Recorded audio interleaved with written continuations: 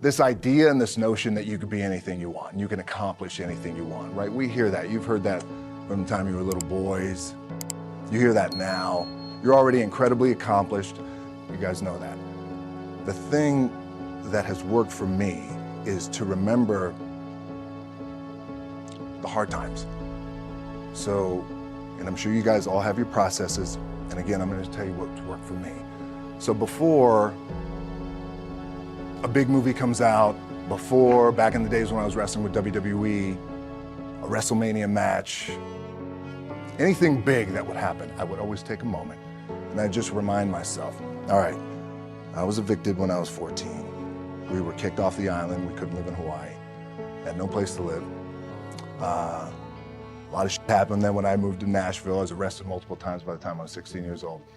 I would remember that, and it allows me then to be present in the moment and understand, holy, the stuff I have around me right now, this is the shit that I dreamed of when I was a kid. I am here. I played for University of Miami, played for great teams. Warren Sapp, Ray Lewis, they were my teammates. They were balling. Warren Sapp was playing tight end at that time. I was starting defensive tackle.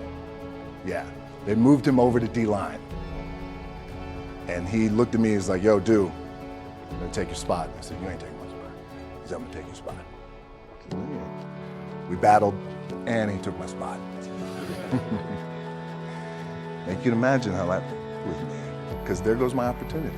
He went in, switched to defensive tackle, lit the world on fire. Well, what that did, it crushed me, it crushed my dreams. I had a piss poor senior year, zero production, no NFL, no combine invite, nothing. Finally went to the CFL, Calgary Stampeders, making $250 a week Canadian. I had to send that home to my wife at that time.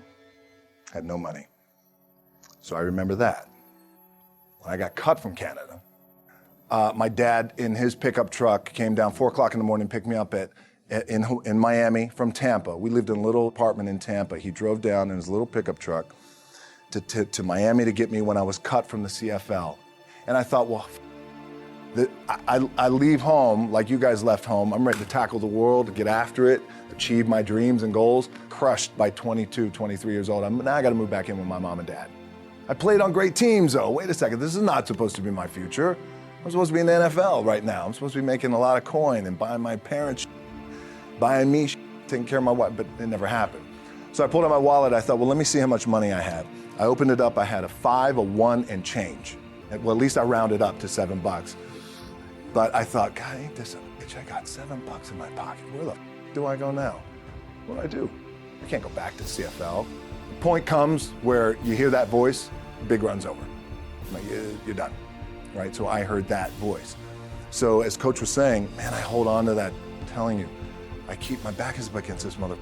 We laugh, we joke, we have a good time, but my back is still up against this mother. I do not forget it. What this also helps me do, and again, it works for me, is at some point, you gotta be tired of not being number one. You have to be, and you gotta play angry, and I play angry. Now, I'm cool and calm with my approach, and when I step out on my field, which is a set, or, you know, like, there's some, and you're always gonna have haters, and haters are like, well, God damn, man, how many movies are you gonna make, or how much shit are you gonna do? Like, you do a lot of shit. I say, yes, it's my ambition. Of course, why not? I could do it. Yeah, I love what I do.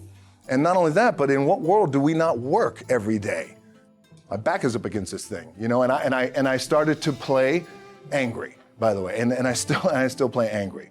My last match, Brock Lesnar, transitioned, and I realized if I had to be great at something, I wanted to be great in this world of Hollywood and movie making and producing and entertainment, I had to commit, and like you guys have to commit. Obviously, you commit to something, commit to the goal. So I quietly retired. 2 years later, I thought, what did I do with my career? Because my movies were not doing well. I was written off. I was like, it was around 2006, 2007. I was like, I left, I pulled a Jim Brown. I left when I was on top, like number one in the wrestling business, and I left. It was a ballsy, gutsy, some call it stupid move, but I had to commit and I had to follow what was in my gut. What helps me is to keep the hard times in the front of my mind, because it allows me to go into these big moments that I've worked my ass off, and you guys have worked your ass off. It allows me to go into these big moments with a different perspective. What it also does for me, and again, this is what works for me. Like, my back is up against this mother. Every day, it's against this wall. But it's up against this mother, because it's what I believe in. And when my back is against this mother, then there's nowhere to go. But that way. That's it.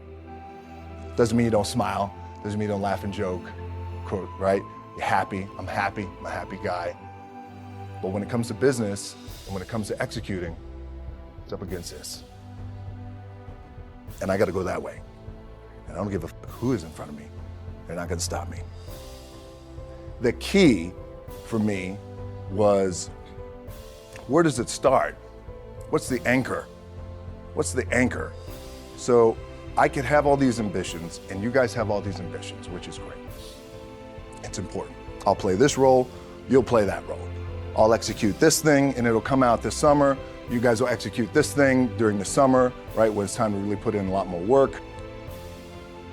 But the key with me is just always finding what the anchor is. And the anchor is getting up at 4 o'clock in the morning every day before anybody else, and grounding my thought process is in the no one will outwork me. No one. I love and I respect you guys. Motherfucker won't outwork me. All starts with this. 2 hands, putting it to work. As you guys know, there's nothing you can't accomplish. You're gonna go on, you're gonna become world champions. The key for me, what I think one of the keys is, remember where you came from, keep that in the front of your mind, and when shit goes bad and it goes sideways, a lot of shit does, you're getting booed out of the building, or you're coming through this injury, or people are writing you off, oh, you guys ain't make it, any of that, you gotta keep it in here.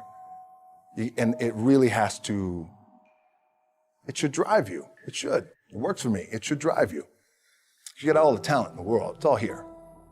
Really the 2 things I wanna say are, you gotta be the hardest workers in the room, and don't f the opportunity up.